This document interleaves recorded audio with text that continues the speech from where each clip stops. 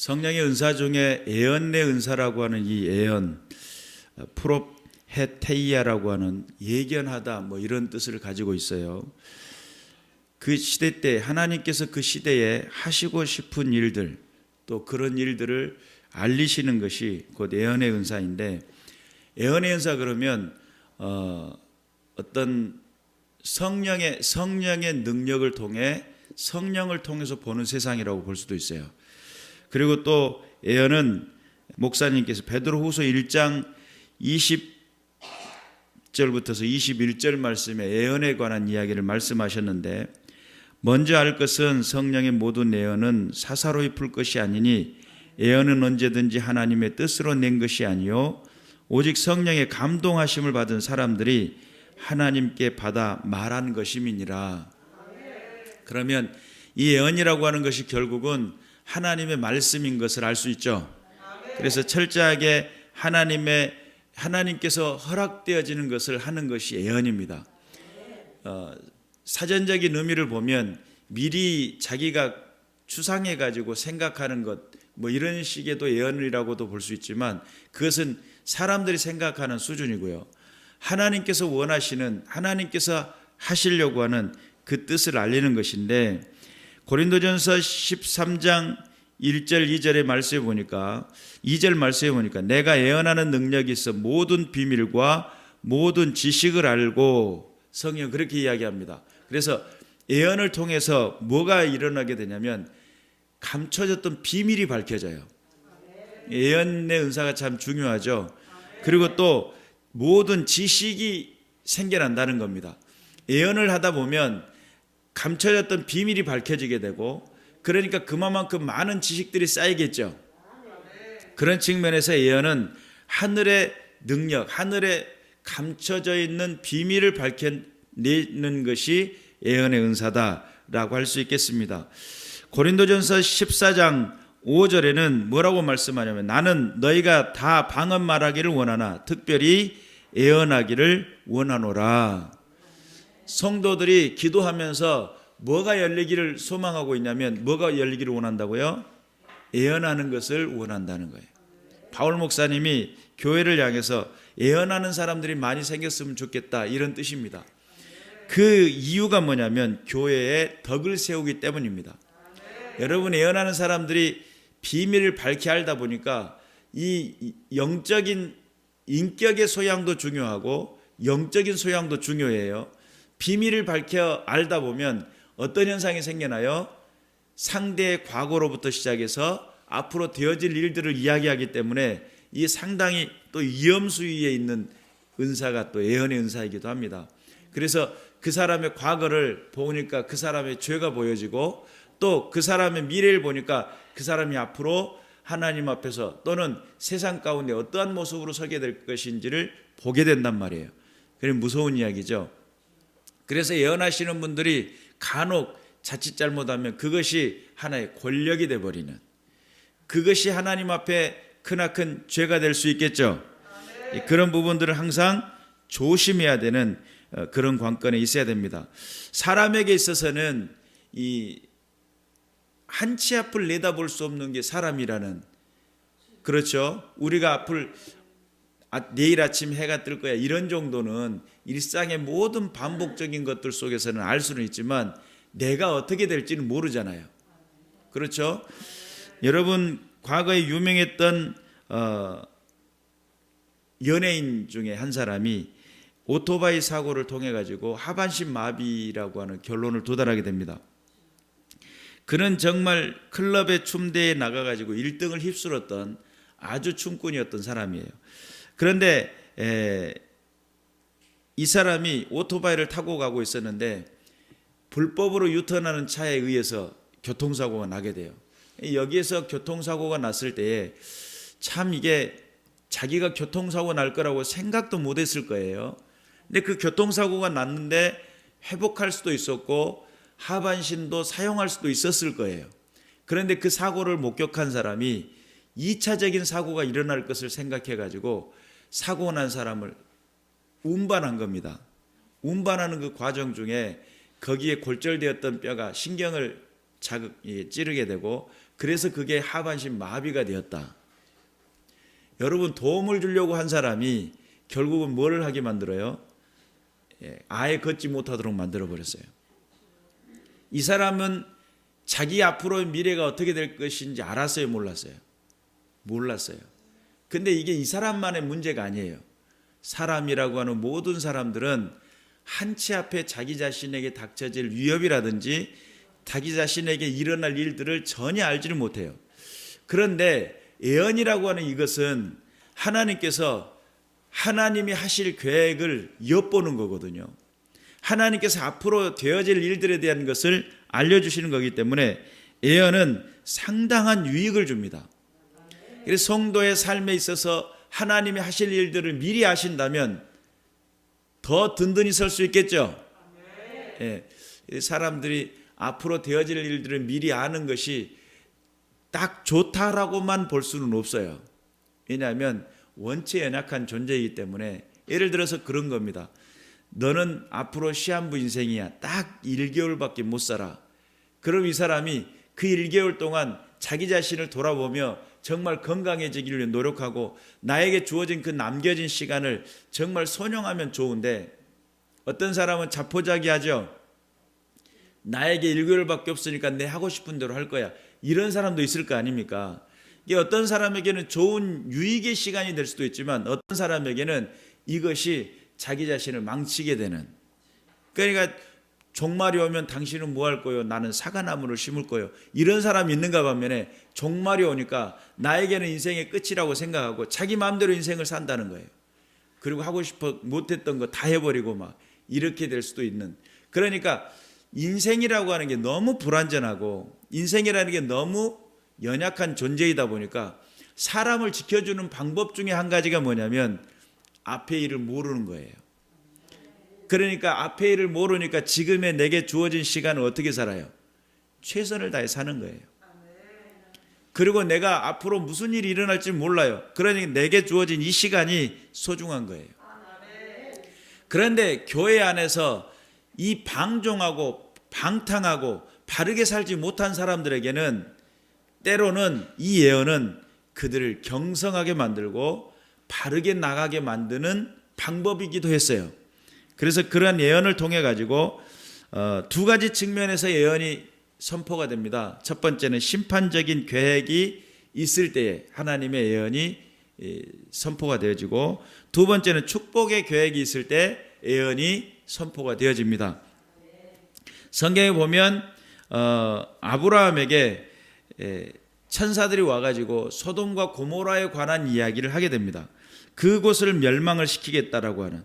그래서 창세기 18장 17절에 보니까 내가 하려는 것을 아브라함에게 숨기겠느냐 이런 말씀을 하셔요. 그러니까 아브라함에게 숨긴다는 거예요, 안 숨긴다는 거예요? 숨기지 않겠다는 거예요. 하나님께서 예언을 통해 가지고 앞으로 하실 일들을 알리시는 이유가 뭘까요? 하나님이 하셨다라는 것을 증명하시기 위한 하나님의 사역이기도 해요. 하나님은 시간을 초월하고 시간 위에 계신 분이시기 때문에 그 시간대에 사람은 시간에 구애받잖아요. 하나님은 시간에 구애받지 않잖아요. 그러니까 하나님께서 예언을 통해 가지고 선자들을 통해서 또는 하나님의 백성을 통해서 미리 알게 하신 이유는 누가 했다는 것을 알리시기 위한 거예요. 하나님이 이 일을 하셨다는 것을 알리시기 위한 거예요. 그래서 당신의 백성들에게 알리지 않고서는 하나님의 사역을 하지 않습니다. 작은 교회로부터 시작해서 대형 교회에 이르기까지 뿐만 아니라 하나님의 자녀로서 하나님의 백성으로서 하나님의 백성으로 살아가는 모든 이들을 향해서 하나님 뭐를 하시냐면 앞으로 할 일에 대한 것을 알려주셔요. 그래야만이 하나님이 하셨음을 증명하는 거예요. 사람은 지금 당장 내게 주어진 것만 알 수 있지 앞으로의 미래를 알 수 없지만 하나님은 미래의 것을 알려주셨을 때는 뭘 하시겠다는 거예요? 반드시 내가 너를 심판할 거야, 또는 내가 반드시 너를 축복할 거야 라고 하는 것을 성경을 통해서 계속적으로 알리시잖아요. 그 알리시는 목적은 하나님이 건재하시고 하나님 지금도 살아계시며 하나님이 하실 일들을 보게 하심으로 봐봐, 내가 한다고 했잖아. 너희가 결국은 돌이키지 않을까? 그 일들을 내가 한다고 했었잖아. 그 일들이 지금 이루어진 거야 라고 하는 것이 결론적으로 하나님이 살아계시고 하나님이 역사하신다는 것을 보여주시기 위함이죠. 여러분, 우리가 분명히 깨달아야 돼요. 그래서 예언이라고 하는 것은 지금 당장 시행하실 일, 그뿐만 아니라 앞으로 이루실 일들까지 포함된 모든 것들을 말합니다. 그래서 우리가 이스라엘 백성들이 하나님 앞에서 생존하는 원칙이 있었어요. 이 땅에 존재할 수 있었던 게 하나님께서 그들을 부르셨잖아요. 그렇죠? 그런 측면에서 우리는 이해해야 돼요. 그래서 하나님이 지금 시행할 일과 앞으로 이루실 일들을 개인에게나 또는 가정에게나 또한 나라에게나 또한 민족과 공동체를 향해서 하나님의 계획이 선포되어진다는 사실을 우리는 깨달아야 될 줄로 믿습니다. 제가 신학교에 다니고 있을 때입니다. 우리가 이제 제가 신학교를 다닐 때는 신학기 첫째 주는 무조건 부흥 집회예요. 그러면 강사님을 초빙해가지고 일주일간 집회를 하는 거예요. 신학교 내에서. 저는 이제 어렸을 때부터서 기도원 생활을 했고 또 한 달 동안 집회를 하면 그 집회에 모두 다 참석을 했었고 저는 그것이 당연한 것으로 여겼어요. 이제 오늘날 아이들에게는 좀 어려운 이야기도 될 수 있겠지만 그런데 그런 은혜의 시간을 살다 보니까 자연스럽게 집회만 하면 맨 앞자리가 제 자리였어요. 제가 강단에서 목사님이 설교를 하면 딱 얼굴에 버진 필 정도로 침이 튀겨 버진 필 정도로 바로 강대상 바로 밑에가 제 자리였어요. 그러다 보니까 설교를 하면 침이 튀기잖아요. 그것도 은혜인 줄 알았고 그렇게 참여를 했었는데 그러다 보니까 신학교에서 집회를 하게 되면 꼭 맨 앞자리에 방석 갖다 앉아가지고 다른 친구들은 다 의자에 앉아 있는데 앞자리에 앉아 그 방석 깔고 바닥에 앉은 그것이 훈련이 되다 보니까 자연스럽게 그렇게 해야 되는 줄 알고 앉아서 예배를 드렸단 말이에요. 그래 열심히 기도를 하고 열심히 찬송을 하고 말씀을 듣고 통성 기도를 하고 있는 중간에 환상이 보여졌습니다. 환상이 보여졌는데 제가 평상시 이렇게 신방을 하던 가정집이에요. 평상시 다녀왔던 신방하던 그 가정집인데 그 가정집에 학생이 한 학생이 아픈 학생이 있었어요. 근데 그 집을 제가 이제 평상시에 아이들과 같이 하면서 거기를 신방도 다니고 지금에 와서 생각을 해보니까 그 친구하고 저하고 나이 차이가 별로 안 나요. 근데 그때는 제가 전도사님이었고 거기는 학생이었기 때문에 그러니까 별 차이 나를 이성으로 생각할 수 있을 정도의 관계인 거리에 있었던 학생인데 어리다고만 생각을 했어요. 근데 그 친구의 방이 보이는데 그 방문이 이렇게 있는데 거기서 시커먼 연기가 이렇게 올라오는 환상을 순식간에 본 거예요.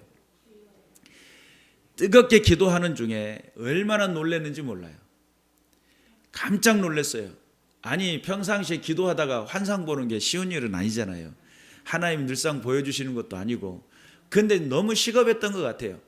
그 방문 앞에 시커먼 연기가 이렇게 올라오는 그 모습을 보면서 기도를 하다가 막 뜨겁게 기도를 하다가 기도를 딱 멈췄어요. 그리고 이게 무슨 일이지? 그리고는 지금 현재 그 집에 무슨 일이 일어났다.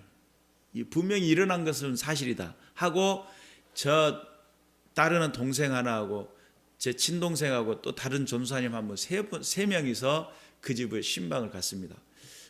초인동을 몇 번 누르니까 나오더라고요. 나왔는데 그 친구가 이제 평상시에 아팠거든요. 이게 무슨 그 질병이 몇 년 안에 죽는 질병이에요. 이게 생존율이 약한 죽는다고 시한부를 받아놓은 그 학생의 집을 방문한 겁니다.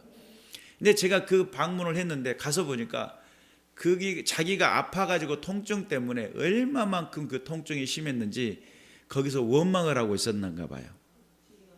하나님에 대해서. 그러니까 학생이 고등학교 3학년짜리가 아프니까 젊잖아요. 젊은 여학생인데. 그런데 거기서 통증이 너무 심하다 보니까 거기서 원망을 하고 있었어요. 계속 원망을 했던 것 같아요. 그리고는 제가 가서 딱 마주한 그 아이의 눈동자는 동태눈 있죠. 죽어가지고 이게 반짝반짝한 눈이 아니고 거의 그 뭔가 목적을 잃어버리고 방향을 잃어버린 그 눈동자. 거기는 희망도 없고 절망밖에 없는 그 상황에 그 아이를 만난 거예요. 그래서 제가 그랬습니다. 예수님이 너를 위해 죽으셨고 너의 모든 죄를 용서하셨고 너를 구원하기로 기뻐하신다. 예수님이 너의 인생에 찾아오셔서 삶의 빛이 되어지기를 원하고 계신다. 그리고 제가 기도하는 중에 환상 중에 너의 집 문 앞을 보게 되었다. 근데 내가 지금 여기 찾아온 거야. 우리 함께 기도하자. 하고 주여 삼창을 크게 부르고 합심해서 기도를 했어요. 그리고 기도하고 눈을 딱 떴는데 여전히 동태눈이에요. 여전히. 그래서 또 다시 똑같은 설명을 또 했어요. 너를 예수님이 찾아오셔서 만나주시길 원하신다. 하고 또 기도를 했어요. 그리고 또 열심히 기도하고 눈을 딱 떠서 보니까 여전히 동태눈이에요. 그래서 똑같은 설명을 다시 했어요.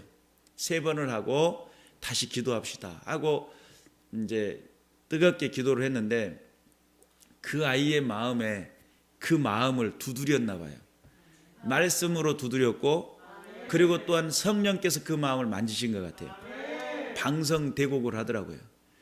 얼마나 울고 얼마나 거기서 막 진액을 쏟아낼 정도로 울었어요. 대부분의 많은 사람들이 자기 자신에게 주어진 환경만 봅니다. 그리고 아픈 것에만 딱 고착이 되어버리면 여러분 사람의 심령은 모든 질병을 고칠 수 있어요.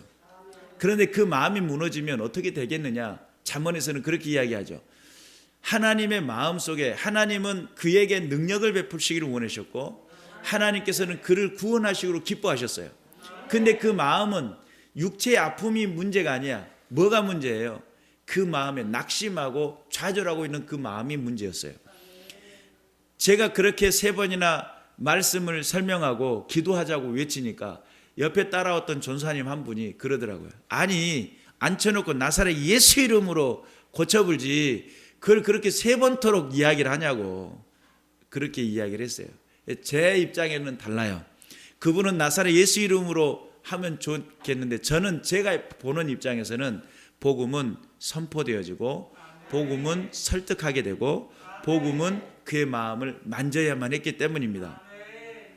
그래서 예언이라고 하는 것은 하나님이 들려주시는 말씀이 될 수도 있고 보여주시는 환상이 될 수도 있어요. 그래서 그것을 본 것을 또는 들은 것을 이야기하는 것이 예언입니다. 예언이니까 신비해가지고 뭐 그런 개념 막 신비한 이야기를 막 할 것처럼 하지만 실제적으로 하나님이 들려주신 이야기를 나는 뭐를 하는 거예요? 그냥 전달만 하는 거예요. 이게 예언이 돼야 됩니다. 그래서 우리가 예언이라고 하는 것이 들려주고 보여주는 그 환상이나 그런 말씀들을 통해서 하나님의 계획을 알려주는 것이 예언이다. 볼 수 있겠죠. 지금 이제 그 고등학교 3학년 되었던 그 자매는 아직도 살아있어요. 진작 죽었어야 되는데 아직도 살아있고 지금 살아있어가지고 저기 어디 제가 듣기로는 강원도 전에는 이제 이쪽 근방 있었는데 어디 멀리 갔다고 들었어요. 근데 그 멀리 갔는데 목사님과 결혼을 해갖고 지금 사모님이 돼 있어요. 사모님이 돼 있어요. 자식들이 우리 자녀들보다 훨씬 더 나이도 많이 먹고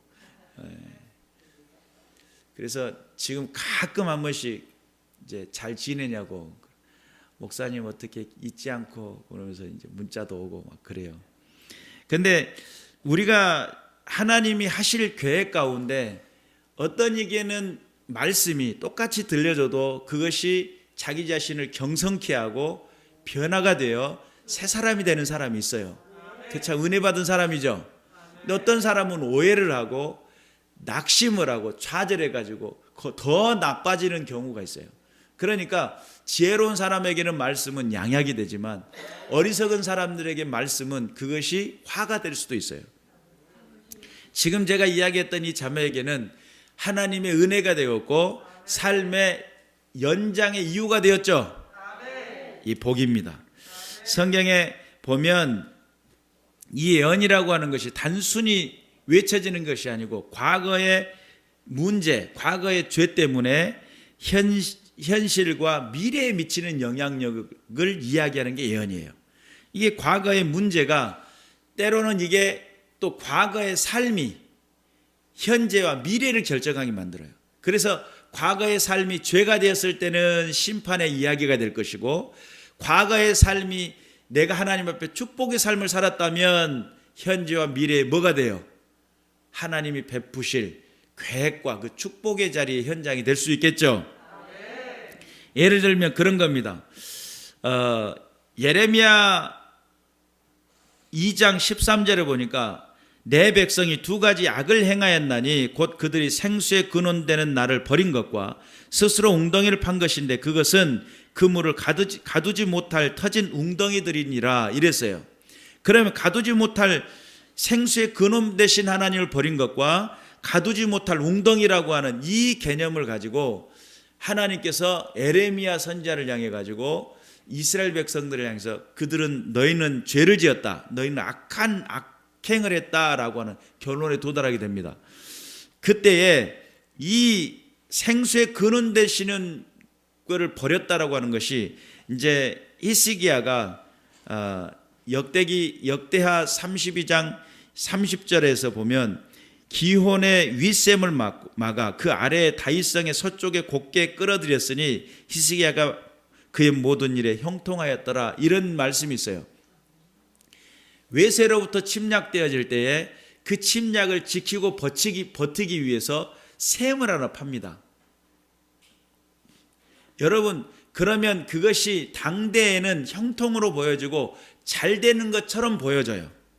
그런데 하나님 보시기에는 생수의 근원인 나를 버렸다는 거예요.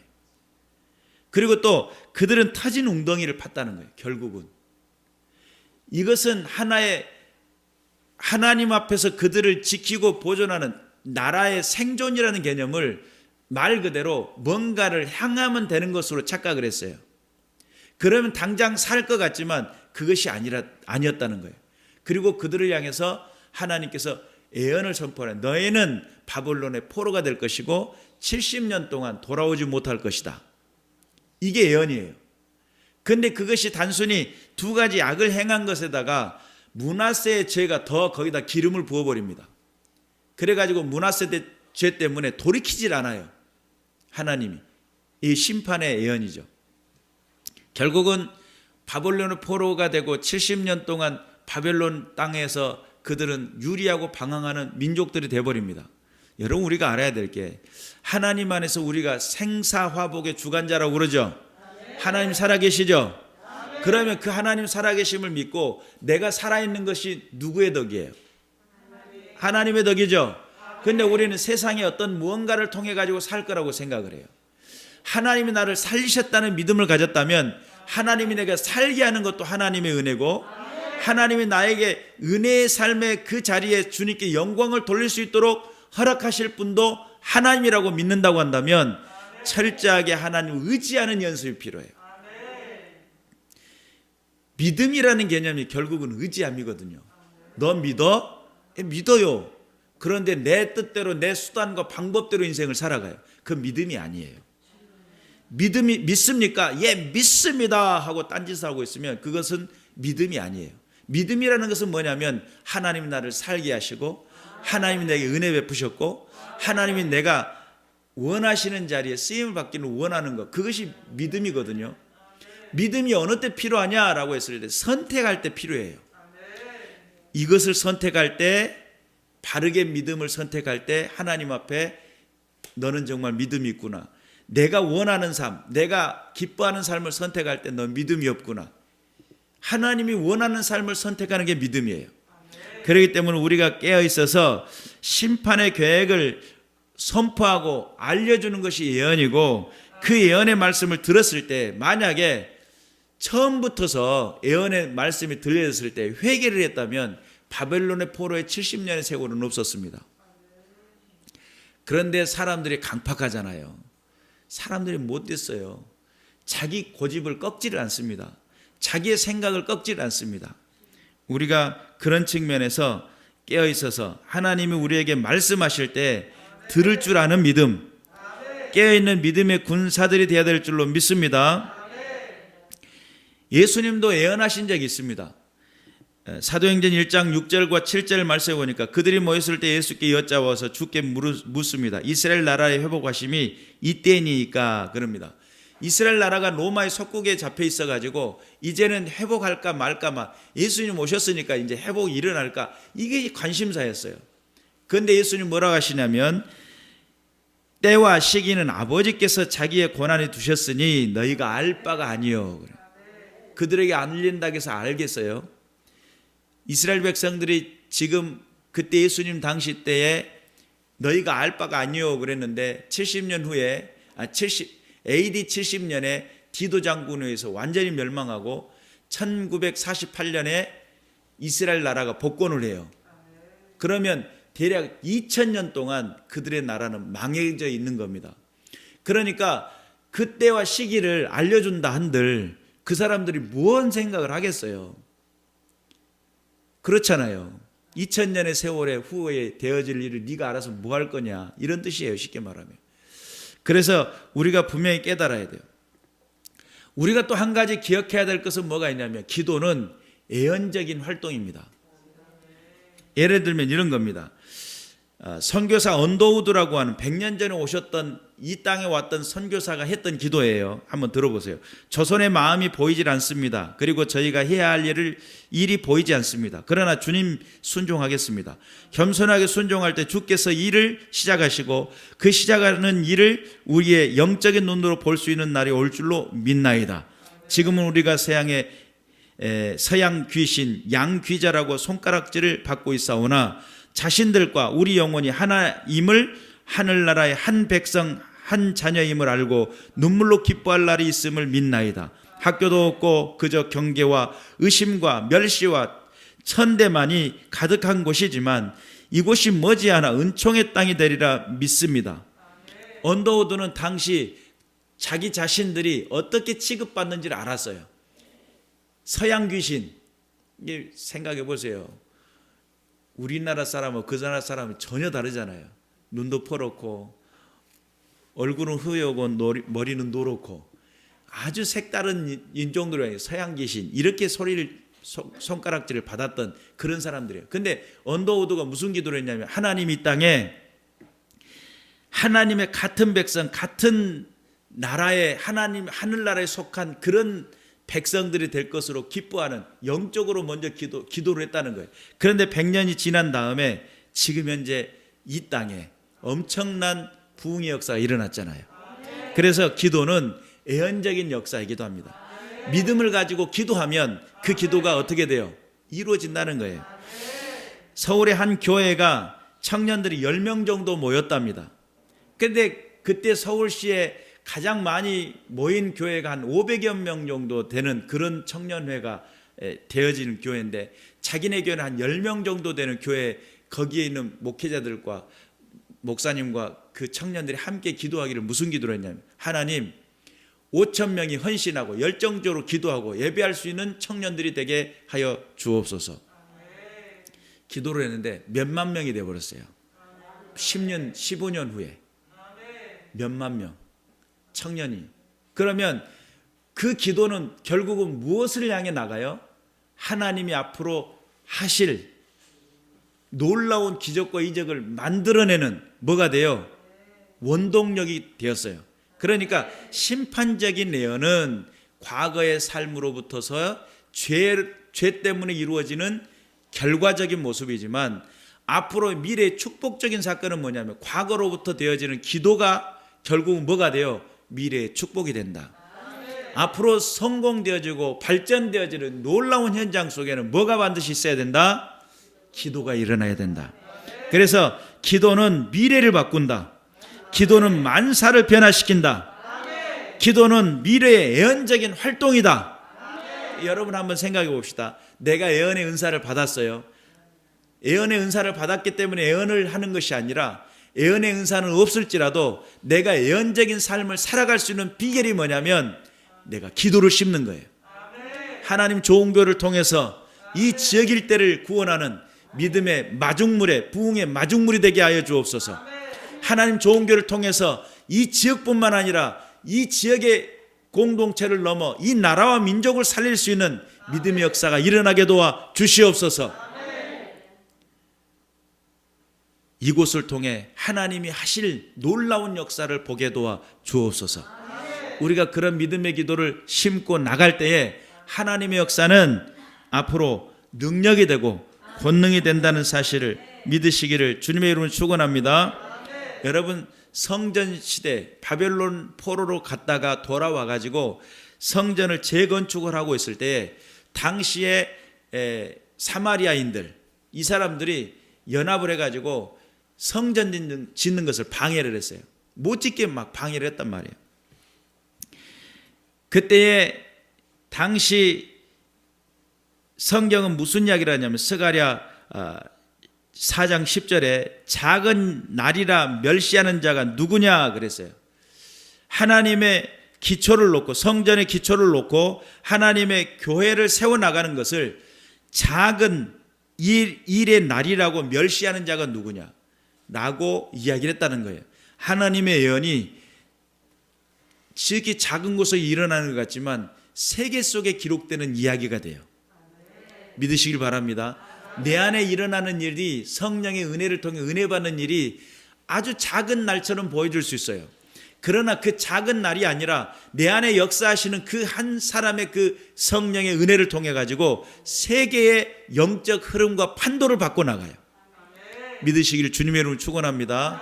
그래서 요한 웨슬레라고 하는 그 한 사람의 마음 속에 성령을 부어버리시고 믿음을 통해서 은혜를 받고 믿음을 통해 구원받는 것이 결론이 내려진 다음에 세계 역사의 영적 흐름을 바꿔버려요. 우리는 깨어 있어야 됩니다. 마틴 루터라고 하는 한 사람의 마음속에 하나님의 진리에 대한 갈망을 주시고 변화를 주셨더니 종교개혁이라고 하는, 지금의 우리가 함께 있는 종교 개신교가 생겨버려요. 우리가 분명히 알아야 될 것은 작은 날이라고 멸시하면 안 됩니다. 내 안에 일어나는 하나님의 메시지가 생명이 되고 힘이 될 수 있도록. 여러분, 할 수 없다, 나는 안 된다, 이렇게 생각하십니까? 여러분, 우리는 그 생각을 바꿔야 돼요. 물론 나는 안 됩니다. 그러나 하나님이 내 안에 그 빛을 한번 허락하신다면, 하나님이 내 안에 은혜를 베푸신다면, 하나님이 하시겠다는 계획이 있으시다면, 여러분 그 손에 들려지시기만 한다면 하나님의 역사는 이루어지는 겁니다. 그래서 우리가 예언적인 그 모든 그 놀라운 그 현장 속에, 예언이라고 하는 은사를 받아서 내가 예언 활동을 해야지, 이런 개념도 있지만 하나님 앞에 내 기도로 심고 그 기도가 응답이 되는 것이 곧 예언의 활동이라고 하는 것도 잊지 마시길 바라고, 은사를 갈망하세요. 하나님의 살아계신 역사를 나타내고 증명할 수 있는 믿음의 자리가 열리게 될 줄로 믿습니다. 기도하겠습니다.